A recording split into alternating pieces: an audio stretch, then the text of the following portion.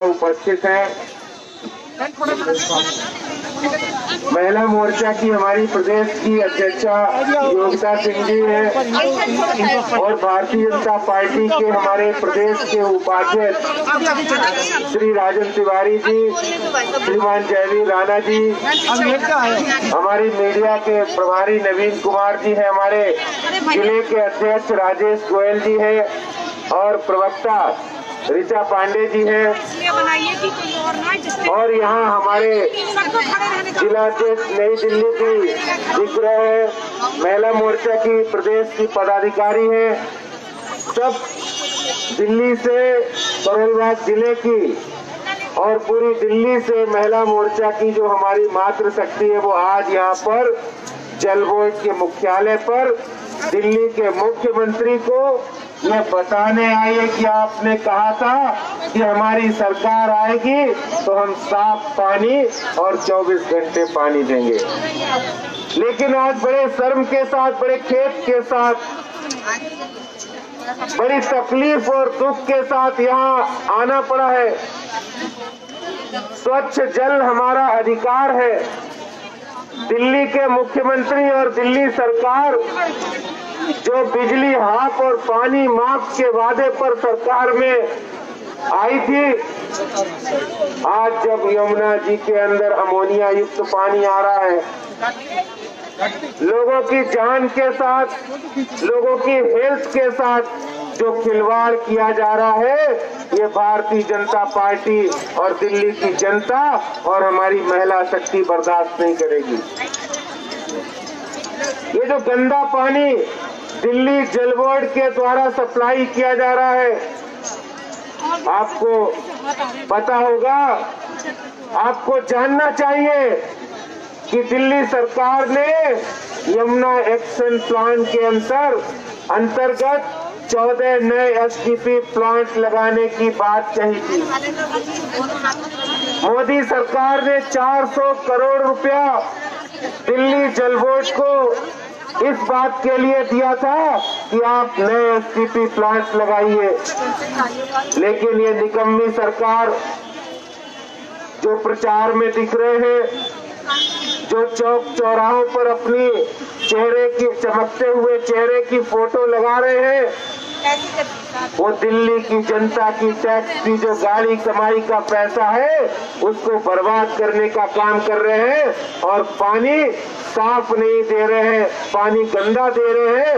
इसके कारण से कल मैं डॉक्टरों से मिला था, वो डॉक्टर और स्पेशलिस्ट वो ये कह रहे कि अगर लगातार 4-5 साल इस तरह का पानी साल में 2-3 महीने भी लोगों को पीना पड़े तो आज दिल्ली के अंदर लोग पहले से कोरोना से परेशान है, लोगों को बीमारियां हो सकती है, किडनी खराब हो सकता है, लीवर खराब हो सकता है और इसके साथ ही साथ कैंसर जैसी जानलेवा बीमारी भी गंदे पानी से हो सकती है। हर कोई आरओ नहीं लगा सकता, लगा सकता है हर कोई आरओ। मुख्यमंत्री जी कह रहे हैं सब लोग आरओ का पानी पिए, जल बोर्ड को बर्बाद कर दिया है। भ्रष्टाचार के आकंठ में गले तक डूब गए हैं जल बोर्ड के लोग और जल बोर्ड का मुखिया कौन है? दिल्ली का मुख्यमंत्री। जल बोर्ड का मुखिया कौन है? दिल्ली का मुख्यमंत्री केजरीवाल। शर्म करो। ये भ्रष्टाचार की जिम्मेदारी, ये जो भ्रष्टाचार दिल्ली जल बोर्ड में किया है, 8,000 करोड़ रुपए का बजट है दिल्ली जल बोर्ड का, 8,000 करोड़ रुपए का बजट और दिल्ली सरकार मेहरबान है उनके ऊपर, खूब मेहरबान है। 47,000 करोड़ रुपए का लोन दे दिया है। लोन इसलिए दे दिया कि अरे हमारा सगा बेटा है जल बोर्ड, इसका जो इसमें जो काम होंगे उससे जो भ्रष्टाचार होगा वो पैसा किसकी जेब में जाएगा? आम आदमी पार्टी के नेताओं में। किसकी जेब में जाएगा? जो जल बोर्ड में भ्रष्टाचार हो रहा है, 47,000 करोड़ रुपए का लोन दिल्ली सरकार ने दिया है। उनका बजट पहले फायदे में जल बोर्ड था, जब केजरीवाल की सरकार आई तो इन्होंने जल बोर्ड को बर्बाद कर दिया है। जल बोर्ड जैसी संस्था को बर्बाद कर दिया है, जो लोगों को साफ और स्वच्छ पानी देने का जिनका काम है, आज वो भ्रष्टाचार में डूबे हुए हैं। मैं दिल्ली के मुख्यमंत्री साहब से पूछना चाहता हूँ, पानी के प्रदूषण से जनता को गंदा पानी मिल रहा है। अभी कल उन्होंने फैसला दिया है कि दिवाली पर पटाखे नहीं चलाए जाएंगे। अरे केजरीवाल साहब, इसकी नौबत क्यों आई है? ये टेम्परेरी सलूशन क्यों कर रहे हो? ये अस्थायी समाधान दिल्ली वालों को नहीं चाहिए। दिल्ली वालों को स्थायी समाधान चाहिए। आप अस्थायी समाधान दे रहे हैं। ग्रीन पटाखों की अनुमति थी, लेकिन ग्रीन पटाखे चलाने पर भी 1 लाख रुपए तक का जुर्माना लगाया है। भारतीय जनता पार्टी इसको बर्दाश्त नहीं करेगी। दिवाली का जो त्योहार है, वो धार्मिक भावनाओं को जिस तरह ठेस पहुंचाने का काम दिल्ली सरकार ने किया है, हम भी प्रदूषण से लड़ने की बात करते हैं। हमारे लोग भी प्रदूषण के मामले में अवेयरनेस का काम कर रहे हैं। लेकिन मैं दिल्ली के मुख्यमंत्री साहब से पूछना चाहता हूँ, कभी पटाखे पर प्रतिबंध, कभी ऑड इवन, इससे कुछ होने वाला नहीं है। बताइए, इससे कुछ होने वाला है? नहीं। अगर सही मामले में आपकी नीयत सही होती, अगर सही मायने में आप कुछ करना चाहते थे, या आपकी सरकार कुछ करना चाहती थी, तो आपको 2018 में ग्रीन बजट की घोषणा मुख्यमंत्री ने की थी। और ग्रीन बजट पे 26 वादे किए थे कि दिल्ली के अंदर हर साल पोल्यूशन बढ़ता है और प्रदूषण की समस्या जब आती है तो लोगों को सांस लेने में तकलीफ होती है। जिनको अस्थमा की शिकायत है वो बेचारे तकलीफ में आ जाते हैं। जिनको हृदय रोग है उनको भी तकलीफ होती है। कोई भी तकलीफ होती है, जब बीमारी होती है पोल्यूशन में वो बढ़ जाती है, लोगों को परेशानी होती है। लेकिन ये दिल्ली के मुख्यमंत्री हैं, ये कान में रुई लगाकर बैठे हुए हैं। दिल्ली की जनता का कोई दर्द नहीं है। 1.25 करोड़ रुपया प्रति माह ये विज्ञापन पर खर्च करते हैं। जो ये विज्ञापन लगा रहे चौक चौराहों पर, मैं आज आप लोगों से पूछना चाहता हूँ, क्या इन विज्ञापनों से प्रदूषण कम हो सकता है? क्या इन विज्ञापनों से प्रदूषण कम हो सकता है? पीछे आवाज नहीं आ रही क्या? क्या इन विज्ञापनों से प्रदूषण कम हो सकता है? क्या ये केजरीवाल जी अब जो फोटो लगाकर कह रहे हैं युद्ध प्रदूषण के विरुद्ध, क्या इससे प्रदूषण कम हो सकता है? प्रदूषण कम होगा। जो उन्होंने 26 बातें कही थी और कहा था कि हम हर चौक चौराहे पर स्मोक टावर लगाएंगे, स्मोक टावर तो नहीं लगा पाए, अपने फोटो वाले होर्डिंग जरूर लगा दिए। उन्होंने कहा था 1000 इलेक्ट्रिक बसें खरीदेंगे। आपको पता है दिल्ली के अंदर जो प्रदूषण का मुख्य कारक है वो है व्हीकल। और वाहन, अगर इलेक्ट्रिक वाहन आ जाते हैं, जो डीटीसी के बेड़े में जो 1000 इलेक्ट्रिक वाहन खरीदने के लिए केंद्र सरकार ने उनको मदद की थी। लेकिन बड़े खेद के साथ कहना पड़ता है, दिल्ली सरकार किसी भी मामले में गंभीर नहीं है।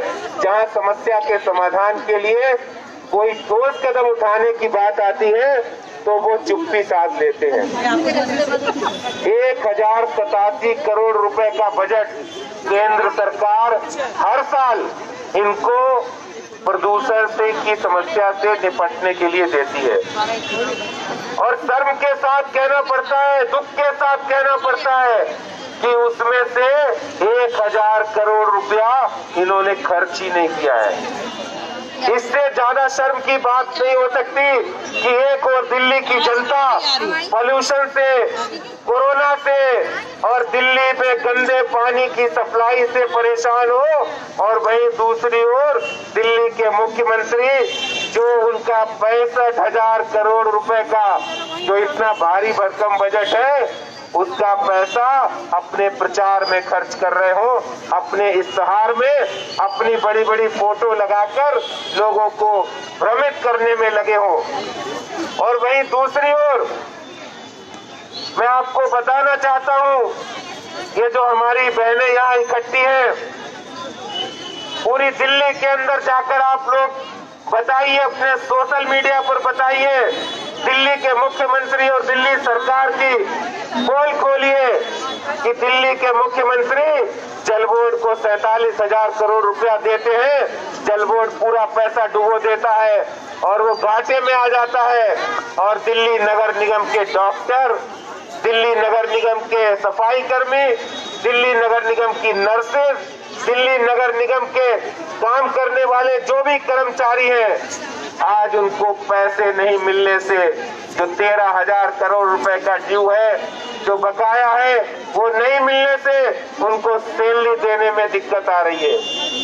जो पेंशन जिनको मिलनी थी, जो नौकरी कर चुके थे, उनको पेंशन नहीं दे पा रहे हैं, और उसका सिर्फ और सिर्फ एक ही कारण है। क्या कारण है? दिल्ली सरकार। क्या कारण है? केजरीवाल ने निगम को दबाने की, निगम के ऊपर निगम को पंगु बनाने की और निगम को फेल करने के लिए आज वो पैसा नहीं दे रहे हैं और जल बोर्ड को पैसा दे रहे हैं। जल बोर्ड भ्रष्टाचार के आकंठ में डूबा हुआ है।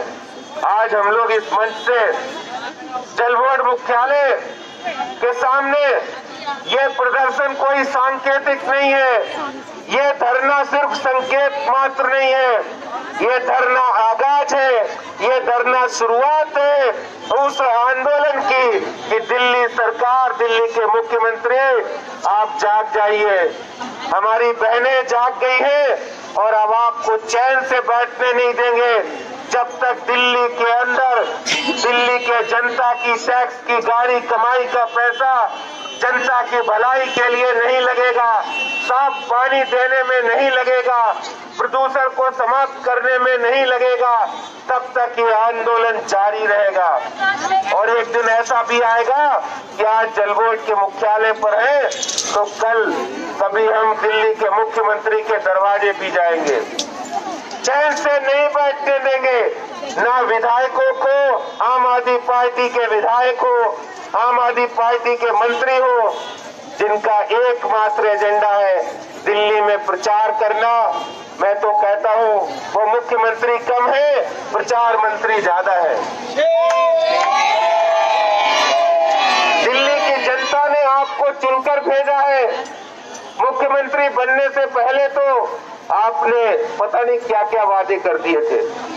बच्चों की जो सीबीएसई के परीक्षार्थी थे उनकी फीस भी जमा कर दी, और इस कोरोना के टाइम में उनकी फीस भी नहीं थी।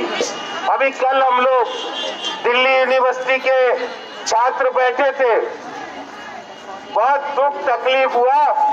दिल्ली के अंदर एकमात्र सबसे अच्छा और सस्ता इंजीनियरिंग कॉलेज है जीबी पंत कॉलेज, उसको बंद करने का फैसला दिल्ली सरकार ने लिया है।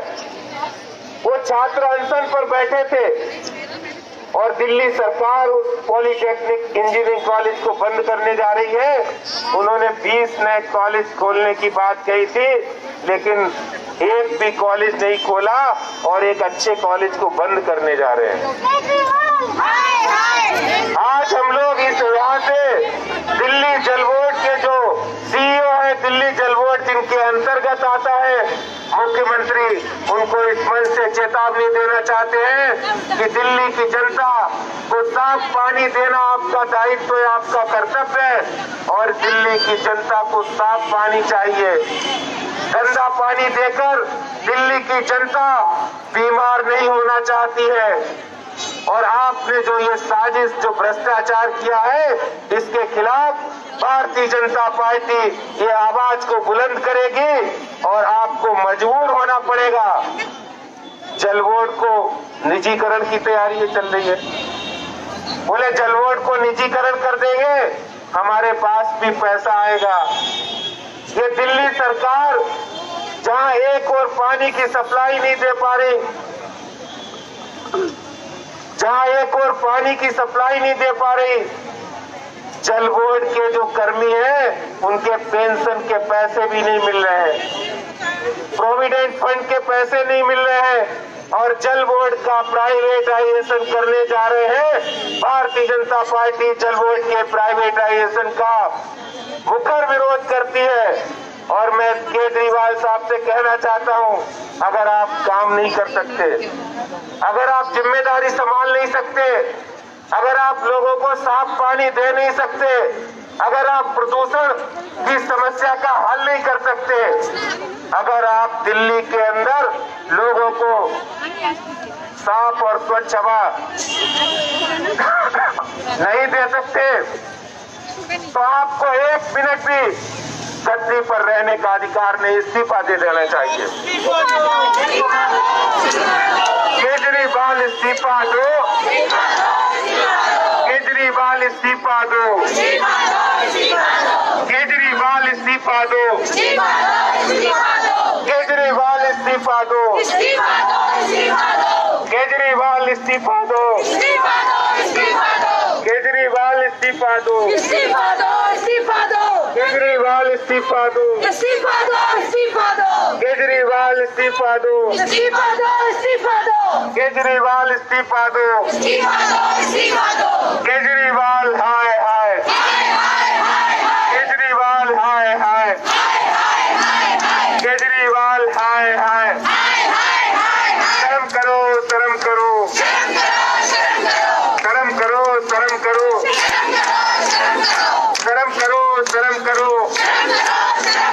शर्म करो, शर्म करो, इस्तीफा दो, इस्तीफा दो, केजरीवाल इस्तीफा दो, इस्तीफा दो, इस्तीफा दो, इस्तीफा दो, इस्तीफा दो, इस्तीफा दो, इस्तीफा दो, केजरीवाल इस्तीफा दो,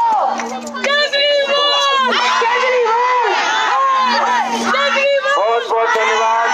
भारत माता की, भारत माता की धन्यवाद। अध्यक्ष, आपने जो आह्वान किया, दिल्ली की महिलाओं को जागृत किया, अभी प्रदेश अध्यक्ष जी और